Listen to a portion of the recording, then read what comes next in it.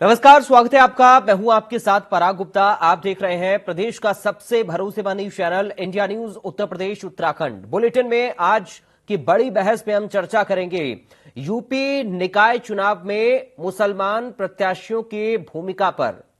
दरअसल यूपी निकाय चुनाव में बीजेपी ने नगर निगम, नगर पालिका से लेकर नगर पंचायत तक के चुनाव में बेहतरीन प्रदर्शन किया है, जिसमें कहीं ना कहीं मुस्लिम कैंडिडेट की भूमिका रही है। ऐसा पहली बार है जब निकाय चुनावों में बीजेपी ने एक साथ 395 मुस्लिम उम्मीदवार मैदान में उतारे थे, जिनमें बीजेपी ने नगर पालिका अध्यक्ष पद पर कुल 5 मुस्लिम चेहरों को टिकट दिया था। पूरे प्रदेश में बीजेपी ने 37 नगर पंचायतों में मुस्लिम उम्मीदवारों को मौका दिया था।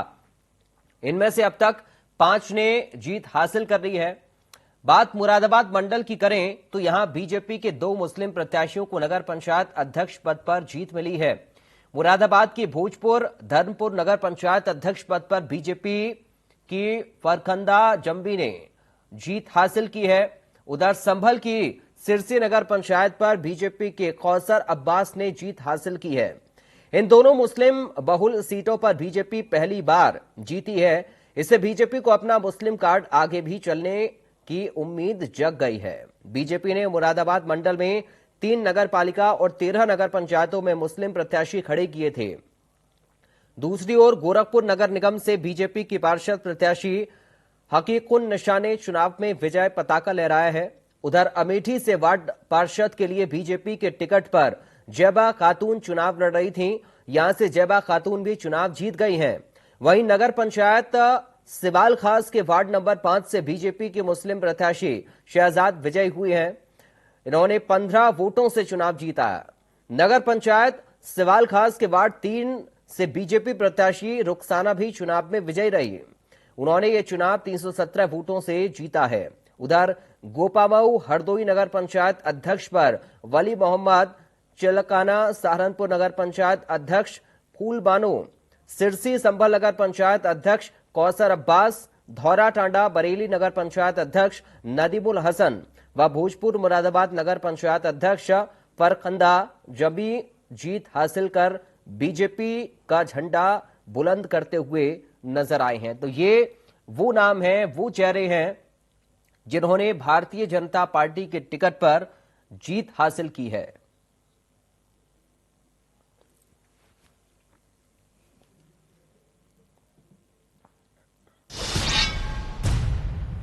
तो आइए ग्राफिक्स के जरिए आपको बताते हैं कि नगर निगम पार्षद चुनाव बीजेपी ने कितने मुस्लिम चेहरों को इस चुनाव में टिकट दिया था। अलीगढ़ में 18 मुसलमानों को टिकट बीजेपी ने दिया नगर निगम पार्षद के लिए। लखनऊ में 2 सीटों पर मुस्लिम चेहरों को टिकट पार्टी की ओर से दिया गया।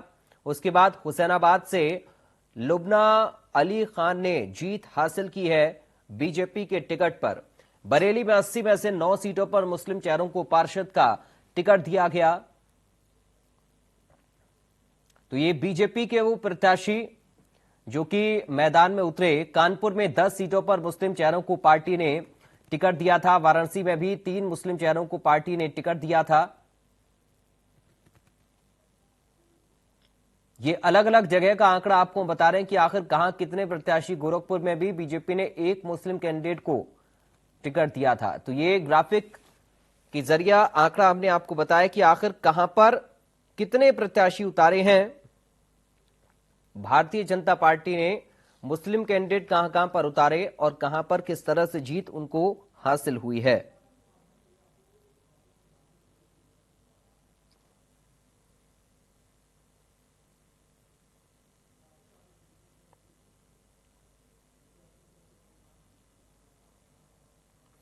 तो आज हम चर्चा इसी पर करेंगे कि आखिर बीजेपी ने जिन कैंडिडेट को उतारा मैदान में अपनी जीत को पक्की करने के लिए, क्या उन प्रत्याशियों ने बीजेपी का परचम लहराया, या जितने प्रत्याशी मैदान में उतारे गए उनमें से कितने प्रत्याशियों ने जीत दर्ज की है। यह अहम सवाल आज हम चर्चा इसी पर करने जा रही हैं।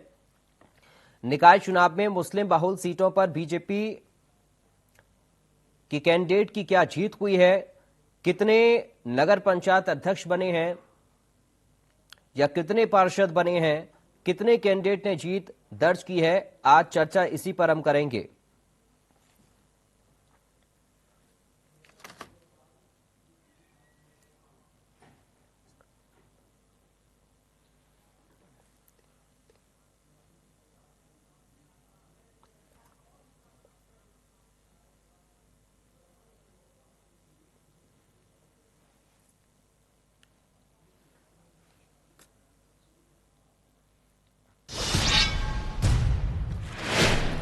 चलिए, इस वक्त हमारे साथ कुछ खास मेहमान जुड़ गए हैं, आपका परिचय करा दें। समाजवादी पार्टी से प्रवक्ता फराज किदवई हमारे साथ हैं। फराज साहब, आपका स्वागत है। साथ ही मुस्लिम स्कॉलर हमारे साथ हैं हसीब अहमद निजामी। निजामी साहब, आपका स्वागत है। भारतीय जनता पार्टी से प्रवक्ता रमाकांत मिश्रा हमारे साथ है। रमाकांत मिश्रा जी, आपका स्वागत है। शुरुआत रमाकांत मिश्रा जी आपके साथ ही मैं कर रहा हूं। हम अभी आंकड़ा भी देख रहे थे और इससे पहले भी हमने अपने चैनल पर दिखाया था कि कहां कहां पर आपने मुस्लिम कैंडिडेट को टिकट दिया, लेकिन इस जीत के बाद बीजेपी को जीत तो निकाय पे मिली है उत्तर प्रदेश के अंदर, लेकिन इस जीत के बाद आपका ये जो आंकड़ा था ये कितना ज्यादा कामयाब रहा, इस पर मैं चाहूंगा आपका पहला रिएक्शन। पराग जी, निश्चित तौर पर जैसे भारतीय जनता पार्टी का एक पॉलिसी रहा है और इस एक कमिटमेंट रहा है जनता के साथ, जैसे सबका साथ सबका विकास, निश्चित तौर पर इसके ऊपर में हम हमेशा से ही काम करते आए हैं और इस बार भी हमने काम किया है, खास करके उत्तर प्रदेश के निकाय चुनाव के अंदर में। अब आपने देखा होगा जो जिस तरह से हमने 395 ऐसे कैंडिडेट थे जो हमारे मुस्लिम भाई के थे और निश्चित तौर पर उन्होंने, अगर मैं देखूं तो इसमें से 6 उम्मीदवार ऐसे थे जो नगर पालिका अध्यक्ष के रूप में थे और नगर पंचायत अध्यक्ष के रूप में 32 उम्मीदवारों को हमने मैदान में उतारा था। उसके बाद जितने भी थे वो सब पार्षद के उम्मीदवार थे। अब हमने इसमें देखा है जैसे 5 नगर पंचायत अध्यक्ष के रूप में वो चुने भी गए।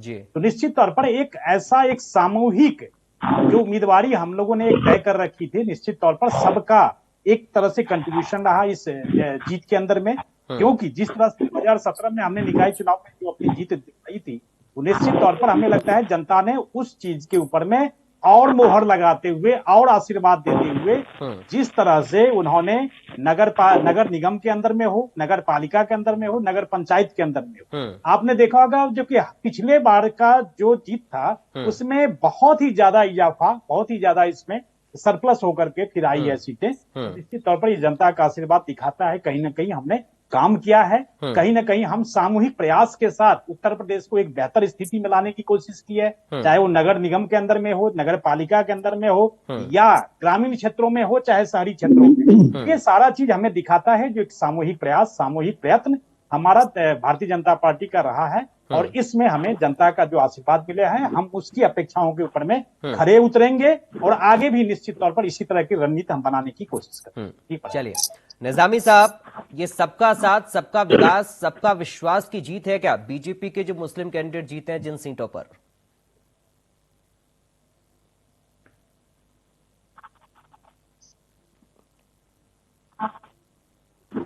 निजामी साहब, आपकी आवाज नहीं आ रही, आप शायद म्यूट है सर। म्यूट है क्या? जी जी, आपकी आवाज अब आ रही है, बोलिए। हाँ, जी जी।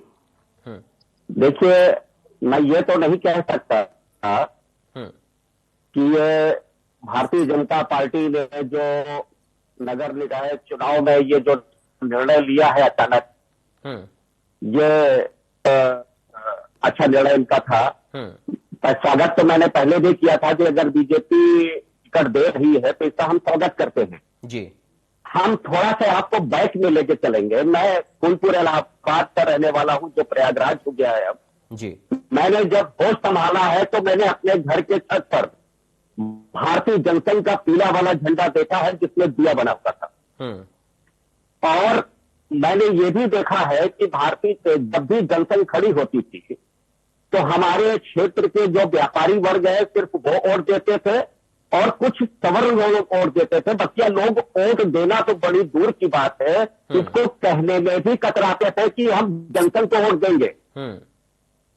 लेकिन एक स्थिति ऐसी आई जनता पार्टी में, जनता दल में, कि मुसलमानों ने दिल खोल करके भारतीय जनता पार्टी को वोट दिया जी। लेकिन हमारा कहना यह है कि परहेज मुसलमानों को नहीं है भारतीय जनता पार्टी से, बल्कि परहेज भारतीय जनता पार्टी को मुसलमानों से है। और देखिए, आपकी बार इन्होंने टिकट दिया तो इन्होंने कोई मुसलमानों की वजह से टिकट नहीं दिया, अपना नंबर बढ़ाने के लिए टिकट दिया और उसमें ये कामयाब भी हुए जी। मुसलमानों ने ये साबित कर दिया कि हमको बीजेपी से कोई परहेज नहीं है। इसलिए भारतीय जनता पार्टी को ये चाहिए कि अब वो सत्ता में है और मुसलमान भी इस देश का नागरिक है, ऐसी नीति बनाए, ऐसी पॉलिसी बनाए कि जिससे मुसलमान इनके बिल्कुल करीब चला जाए। ऐसी नीति, ऐसी पॉलिसी ना बताए कि मुसलमान इनको वोट देने से डरे, इनकी पार्टी में शामिल होने से डरे। हम मुसलमानों की तरफ से कह रहे हैं, मुसलमानों को भारतीय जनता पार्टी से कोई परहेज नहीं है, इसलिए कि हिंदुस्तान में, भारत में जितनी भी पार्टियां हैं सब बहुसंख्यकों की पार्टियां हैं और उसका नेतृत्व बहुसंख्यक वर्ग ही कर रहा है। माइनॉरिटी का एकाध लीडर फाय फाय कर रहे हैं, चिल्ला रहे हैं, लेकिन कोई भी मुसलमान उनके पीछे चलने को तैयार नहीं है। हम मुसलमान जो है अपने हिंदू भाइयों के पीछे चले हैं, चल रहे हैं और हमेशा चलते रहेंगे। तो बस हमारी गुजारिश यही है कि भारतीय जनता पार्टी सबसे पहले तो राष्ट्रवाद का मुद्दा बनाए, नेशनल जनहित को बनाए, राष्ट्रहित को बनाए और मुसलमान उनके साथ चलने के लिए बिल्कुल तैयार है। बस वो कोई अतिवादी काम ना करे, कोई तकलीफ पहुंचाने वाला काम ना करे। अगर मुसलमान कोई गलत काम करता है तो भारतीय जनता पार्टी और उसकी सरकार मुसलमानों के साथ सख्ती से पेश आए, इससे हमें और आप मुसलमानों को कोई तकलीफ नहीं है। लेकिन बेवजह नियाजी साहब, एक बीच में छोटा सा रोककर आपको एक काउंटर में कर रहा हूं। अभी बीजेपी के नेता इस बात को कह रहे हैं या फिर कहते हैं कि जब हम कार्रवाई करते हैं अपराधियों पर, तब कुछ ऐसी पार्टियां जो कि उसमें अलग अलग धर्मों को ढूंढने की कोशिश करती हैं, ना कि बीजेपी ढूंढने की कोशिश करती है। इस पर आपका रिएक्शन क्या है? राजनीतिक पार्टियों की ओर से पॉलिटिक्स मुसलमानों को लेकर या धर्म के आधार पर होती रही है, इसको एक बड़ी वजह आप मानते हैं क्या? निजामी साहब, चलिए। बड़ा प्यारा सवाल आपने किया है जी, आपने बड़ा प्यारा सवाल किया है और इस सवाल के जवाब में मुझे एक शेर याद आ रहा है। बिल्कुल, कि भरोसा कर लिया जिस पर उसी ने हमको लूटा है, कहां तक नाम गिनवाए सभी ने हमको लूटा है। ये जो लोग कह रहे हैं कि सरकार में पारदर्शिता नहीं है, वो लोग गलत बोल रहे हैं। सरकार में पारदर्शिता है, ये दिखाई पड़ रहा है। गैस सिलेंडर हिंदू और मुसलमान देकर नहीं दिया जा रहा है, प्रधानमंत्री आवास हिंदू और मुसलमान देकर नहीं दिया जा रहा है, बिजली का कनेक्शन हिंदू और मुसलमान दे करके नहीं दिया जा रहा है। अब जब मुसलमान दरखास्त ही नहीं देगा, आवेदन ही नहीं करेगा, तो उसको कहां से आवास मिल जाएगा, कहां से उसको गैस सिलेंडर मिल जाएगा, कहां से उसको बिजली मिल जाएगी? ठीक है, फराज साहब के पास हम चलते हैं। मकसद ये है जी। जो पॉलिटिकल पार्टी, एक सवाल आपका रहेगा मेन बात, कि जो पॉलिटिकल पार्टी, जो विपक्षी लोग कह रहे हैं वो बिल्कुल गलत कह रहे हैं और वो मुसलमानों को उकसाते रहते हैं समय समय पर और मुसलमानों का वो इस्तेमाल करते हैं। अल्लाह के वास्ते विपक्षी पार्टियां मुसलमानों का इस्तेमाल न करें, उन्हें चैन से हिंदुस्तान में रहने दें। ये विपक्षी पार्टियों से मेरा अनुरोध है कि वो मुसलमानों को 19 दिसंबर को आपने देखा था कि मुसलमानों ने सीए के बारे में लखनऊ में प्रदर्शन करने का निर्णय लिया, उसी में समाजवादी पार्टी ने अपना निर्णय दे दिया। नतीजा ये हुआ कि सैकड़ों मुसलमान परेशान हुए। तो हम हाथ जोड़ के प्रार्थना करते हैं विपक्षी पार्टियों से कि अपनी पॉलिसी पे काम करें। अगर समाजवादी पार्टी है तो समाजवादी पार्टी की पॉलिसी को अख्तियार करे, वो किसी मुस्लिम लीडर को शामिल करके हिंदू। ठीक है निजामी साहब, अब मैं आपके पास लौटूंगा। हम फराज साहब का रुख कर लेते हैं, इंतजार कर रहे हैं वो हमारा। फराज साहब, आपके वोट बैंक में सेंध लगाई है भारतीय जनता पार्टी ने क्या? पराग जी देखिए, सबसे पहली बात तो मैं ये बताऊं कि भारतीय जनता पार्टी पिछले 2-3 दिन से जो ये लोग बात कर रहे हैं कि उत्तर प्रदेश में ये लोग नगर निकाय के चुनाव जीते हैं, और जी। तमाम मैं न्यूज़पेपर्स भी देख रहा हूं, मीडिया में भी देख रहा हूं, है। मैं तो ये बोल रहा हूं कि भारतीय जनता पार्टी की बहुत करारी हार हुई है निकाय चुनाव में। ये जीते कहां से हैं? टोटल 14,500 के आसपास की लगभग पोस्ट थी, इंक्लूडिंग।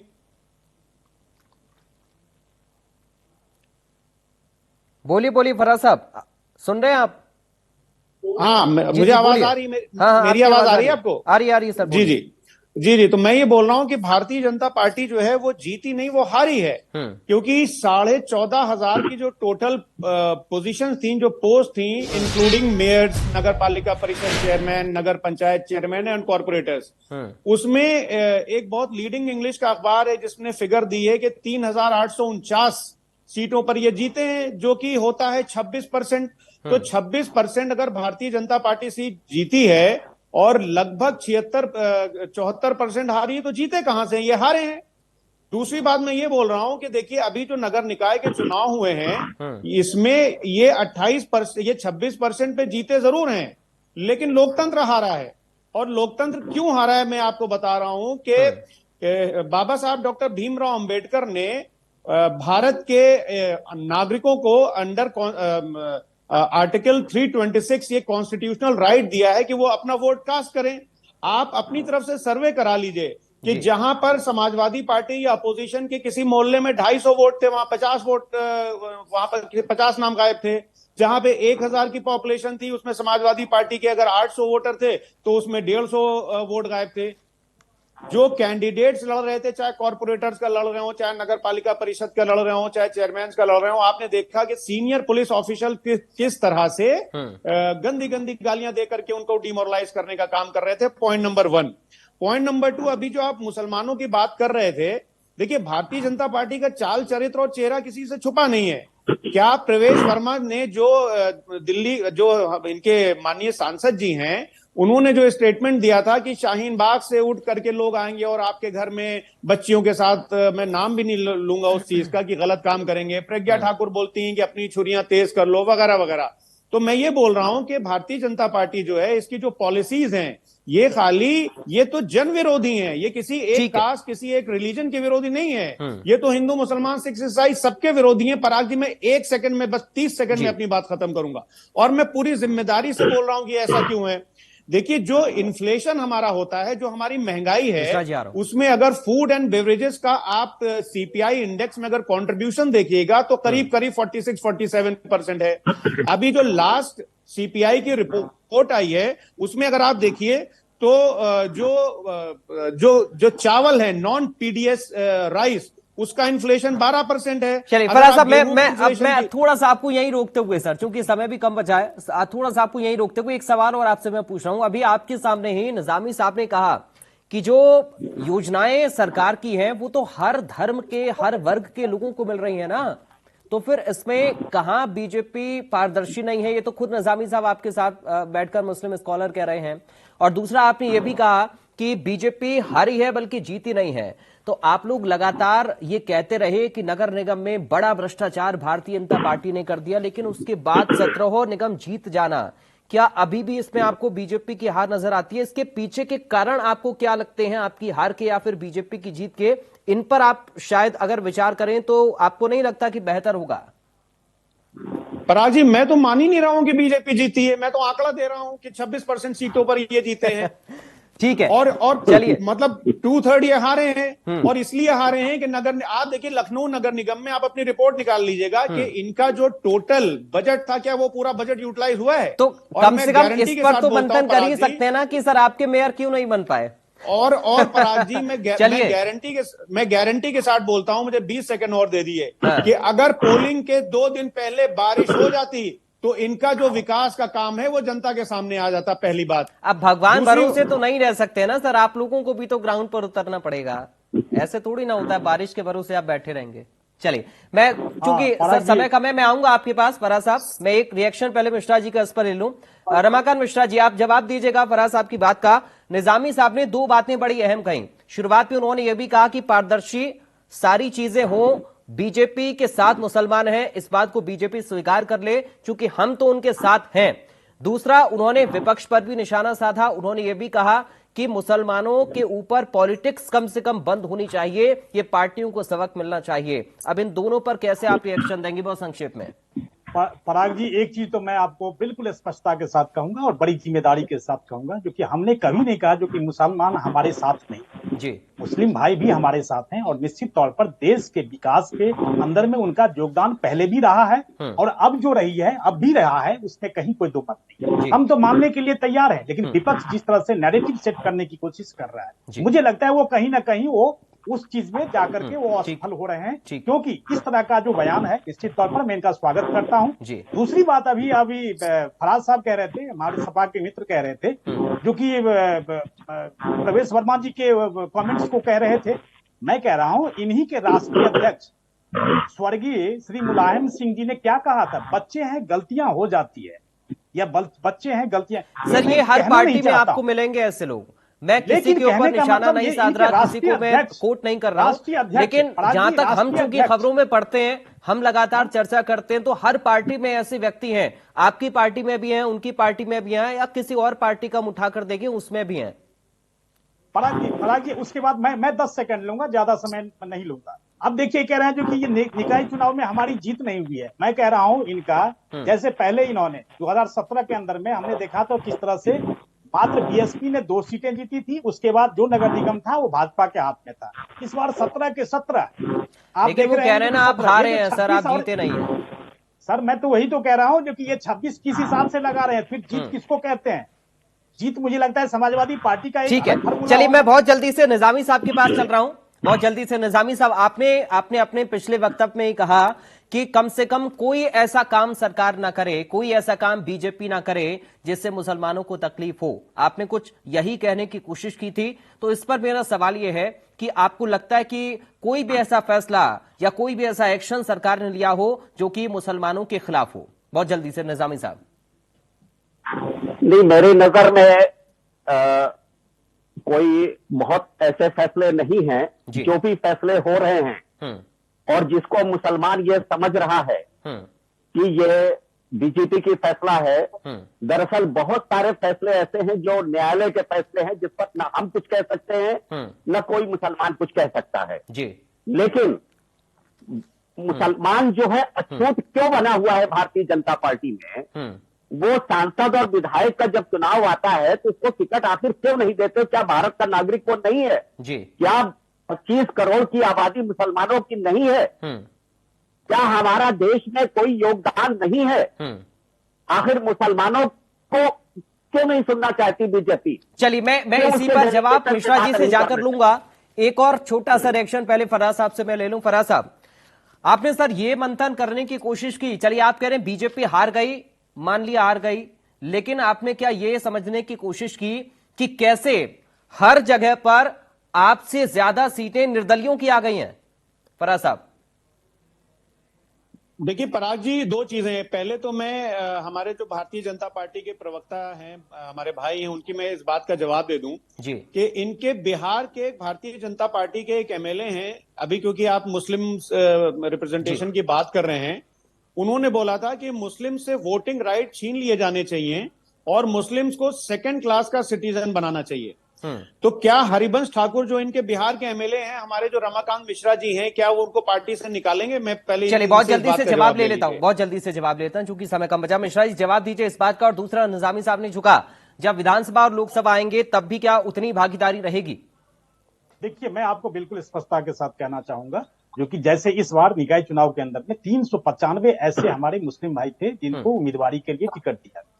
देखिए, ये पॉलिसी चेंज होती रहती है, फिर इसमें बढ़ोतरी भी होगी। ये मैं नहीं कह सकता हूं जो कि 395 ही रहेगा, इसमें और उम्मीदवारी बढ़ भी सकती है आगे आने वाले समय में। लेकिन एक चीज यहां पर जरूर कहना चाहूंगा, जो कि जैसे आपने कहा, जो कि किस तरह से चाहे हरिवंश को आपने जो भी आपने विधायक का नाम लिया है उन्होंने, मैं कहता हूं किसी को भी इस तरह के वक्तव्य देने का कहीं पे प्रयास नहीं करना चाहिए, जिससे हमारी सौहार्द और बिल्कुल। और हेट स्पीच से इसलिए भी नेताओं को बचना चाहिए क्योंकि जनता के प्रतिनिधि हैं, इस तरह की भाषा बिल्कुल शोभा नहीं देती। बहुत शुक्रिया आप तीनों खास मेहमानों का आज की चर्चा का हिस्सा बनने के लिए। आज चूंकि समय हमें इतनी इजाजत दे रहा है, लेकिन हम उम्मीद ये करेंगे कि जो जीते हुए कैंडिडेट हैं वो जनता के हित के लिए, जनता की भलाई के लिए और जन भावनाओं के लिए काम जरूर करें, क्योंकि ये जनता का स्थानीय मुद्दों का चुनाव है। इस पर काम बहुत जरूरी है। अगर ये मुद्दे मजबूत रहेंगे, अगर इन सुविधाओं को जनता तक हम पहुंचाने में कामयाब रहेंगे, तो शायद देश, प्रदेश और ज्यादा सशक्त बने। नमस्कार।